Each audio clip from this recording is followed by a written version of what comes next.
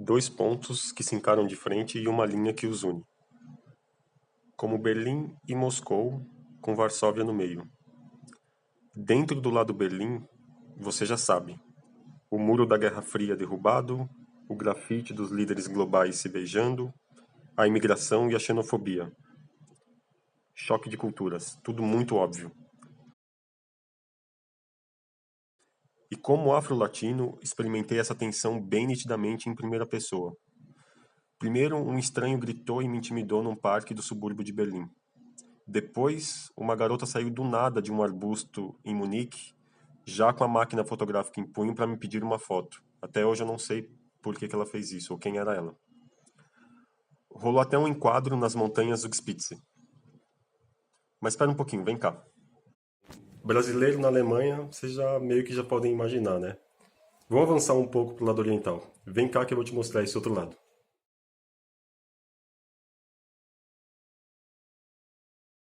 Estou em Rakvere, no norte da Estônia. É noite de São João, ou Yanipev, o solstício de verão que marca o dia mais longo no hemisfério norte. Há uma fogueira no quintal e os donos da casa acenderam um forno que aquece a sauna. Esse ritual do fogo é como uma passagem que, na tradição dos povos, simbolizava a preparação dos campos para a colheita, uma passagem da primavera para o verão. E no meu caso, uma passagem das experiências que vivi do lado Berlim para as que viveria do lado Moscou. Aquela noite nunca será profunda, ficando sempre aquele tom laranja do sol prestes a sair no horizonte. Poderia contar minha experiência com a sauna de madeira, forno a lenha e vapor produzido na pedra quente. Mas, para resumir, eu fui surrado com folhas verdes, frente e costas, nu. Inevitavelmente eu me lembrei da minha avó me benzendo com suas folhas molhadas. A minha avó era benzedeira.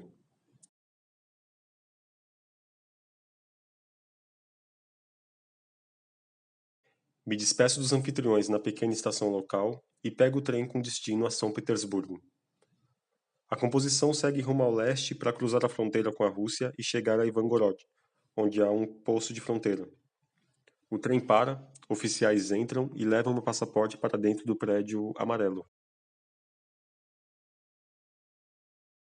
Mas não foi o prédio que me chamou a atenção naquela parada. Um rapaz da minha idade, ou talvez um pouco mais novo, entrou no meu vagão e veio falar comigo.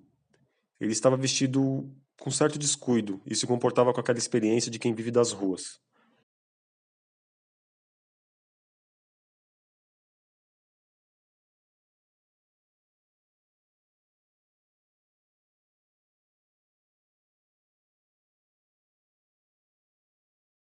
Pelo que me lembro, ele era russo, mas não loiro e até um pouco bronzeado.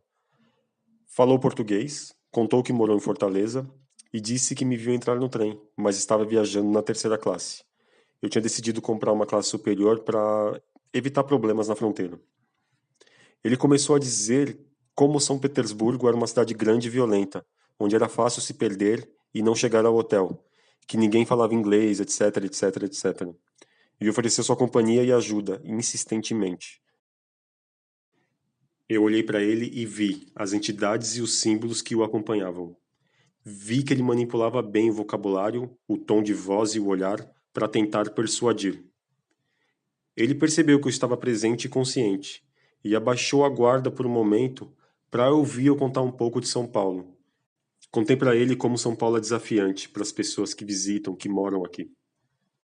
Enfim, vendo que não teria o tipo de entrega que esperava, e também não querendo se entregar, ele deixa o vagão prometendo me esperar na estação de São Petersburgo. Logo em seguida, recebo meu passaporte e o trem segue viagem. Pelos próximos 7 dias, eu estaria mergulhado na parte mais ocidental e cosmopolita da Rússia, seu lado mais multicultural. 2 cidades grandes, alguns encontros e a temática dos pontos em tensão, sempre, sempre, sempre presente. Eu me sentia preparado e empolgado para começar a jornada.